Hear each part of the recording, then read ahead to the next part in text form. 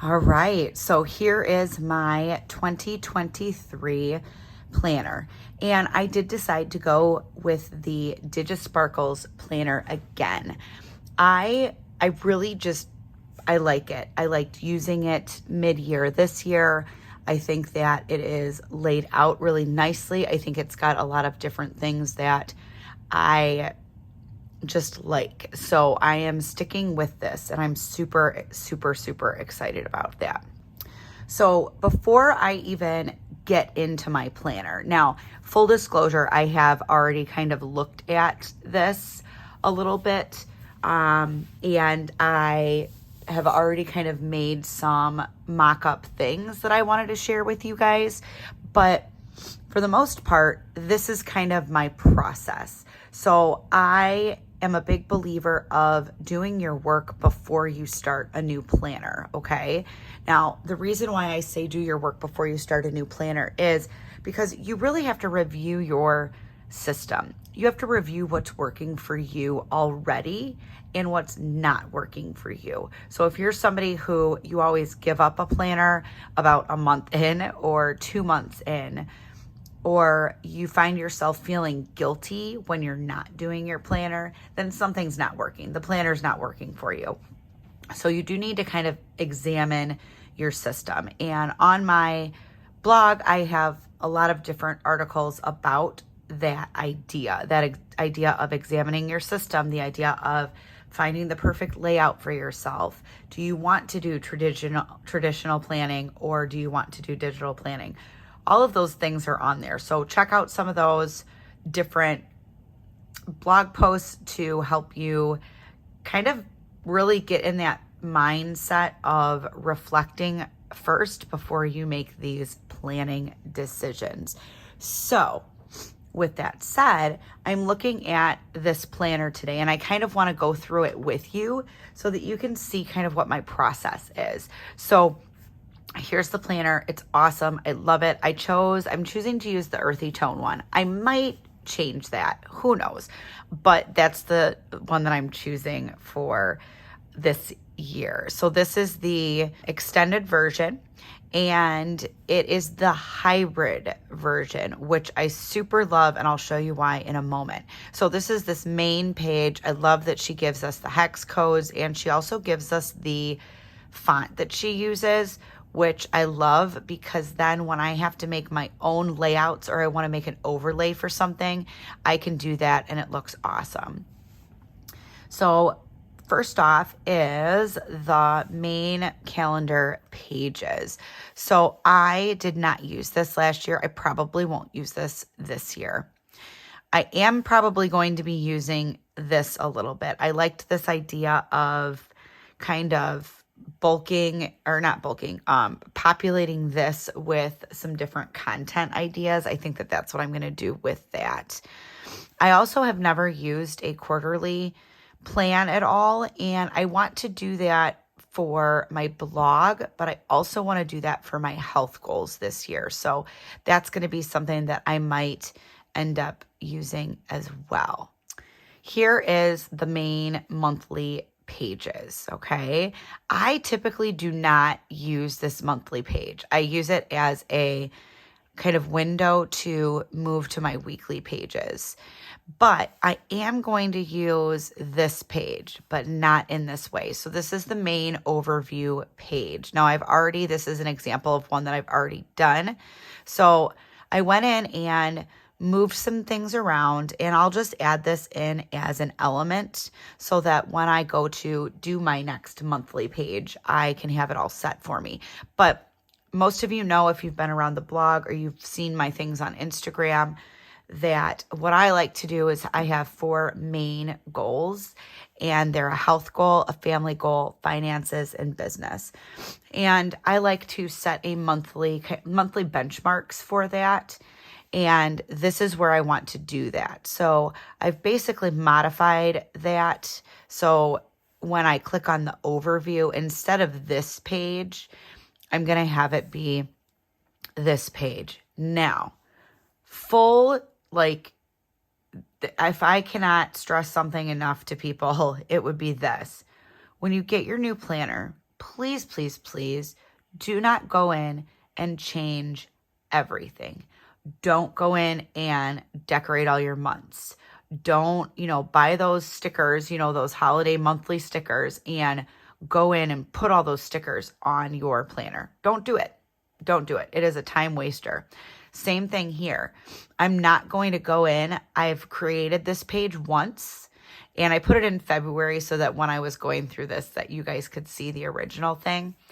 But don't go in and you make this and then go into every overview page and paste it in there.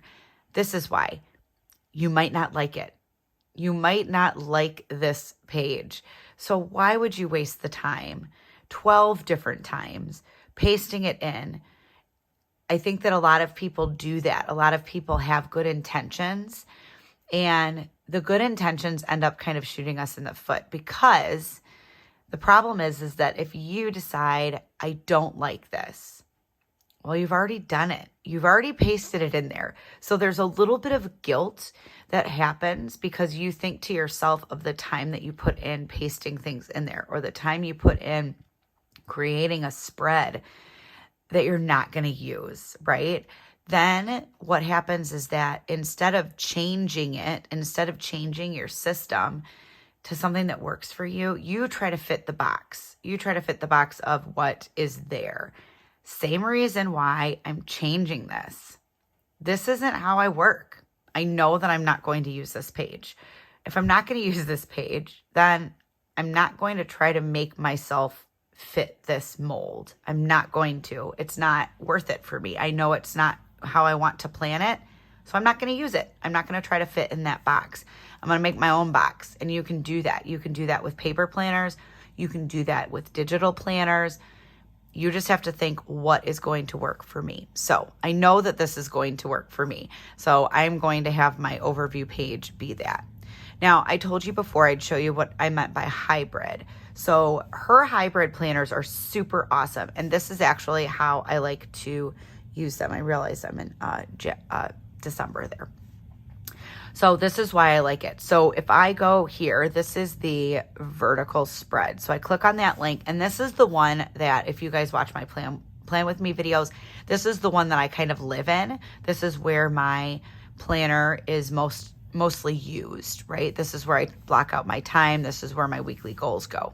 Now, I do actually use the other one. So if I'm in that monthly, I basically just hit the other side. So I can hit this side, and it goes to a horizontal plan.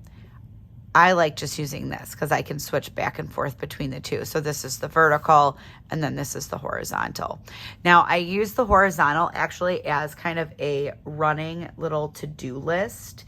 So most of you know I use Todoist as my main to-do list, but sometimes I like to have a physical list that I scratch off during the day. So I will take my maybe top 5 tasks and list them out.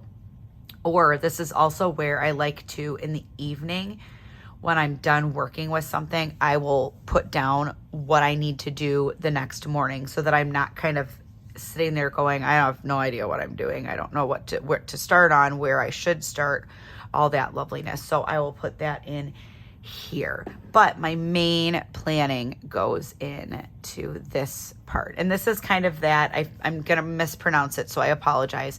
The Hobonacci or Hobonacci, it kind of fits that style of planner, which I super, super, super liked. I thought that it was awesome as I saw those on Instagram and stuff, and then ended up trying to find a planner that fit that bill, and this definitely did that. All right, so that is the main monthly and weekly pages. I'm not going to really be setting anything up for those because that's how I live in my week. So I am going to, like I had shown you, kind of scrap this page and do that. Now let's talk about these. So over here, this is another trap I think we fall into. If you're not going to use it, own that you're not going to use it and be okay that you're not going to use it. I think that is another thing. Some people, just like DigiSparkles, come up with these awesome planners. And some people like to track everything. Some people don't like to track anything. Some people like their finances in a different planner. Some people like their to-do lists in a different planner. And that is absolutely okay. That is why you have to reflect on what you've done the year before you set up your new planner. It's all about fitting in the box. You do not have to fit into somebody's planning box. So DigiSparkles makes all these awesome things, and I'll show you them, and I'll show you if I'm going to use them or not. And they're great, but they're not great for all people, myself included. So if I'm not going to use it, I have to be okay with the fact that I'm not going to use it. If I know that it's something that I don't want to use, or I know that maybe I've tried something in the past and it didn't work, I'm going to think about why did it not work, and is it really that important to me, right? So one of the things that I did notice is that I did start using this in my other planner, but there are a couple of things that I did not use. So I've already gone in, just like with the last one, and I made what I'm going to use. I loved having these reflections on the side, but I didn't need everything that she had. So I went in and kind of made my overlay. I modified what's already there. So I liked the daily habits and the mood tracker. I don't need a medication and vitamin tracker, and I didn't like having this extra one, but I loved having the sleep tracker. So I modified it. I made it so that I had my daily habits, mood tracker, and sleep tracker. And then I used just a clip from one of the blank pages and made this bottom part here. So I've got it all set up and ready to go. I put that in as an element so that then when I go to plan, when I go to set up my next month, it's there. But again, I didn't do it to all of my pages yet because maybe I find that I don't like that, right? So again, do not go in and change everything right away because, again, you might not use it. And if you want your planner practice to be something that you use, you're going to want to totally reflect on it all the time. All right, so budget stuff. I do not use budget stuff in my general planner. I like having a separate planner for that. So I'm not going to use that, but I'll walk through it just because she spent the time to make it. So I'll show it to you. So she's got this monthly overview. She has this bill tracker and debt. She's got different savings goals, and she has an annual review. So these are super great, but I'm not going to use them. I like to have my budget stuff separate. Same thing with the to-do list. So I don't really like this here. I like it within my week and my day. I also like it on my to-doist.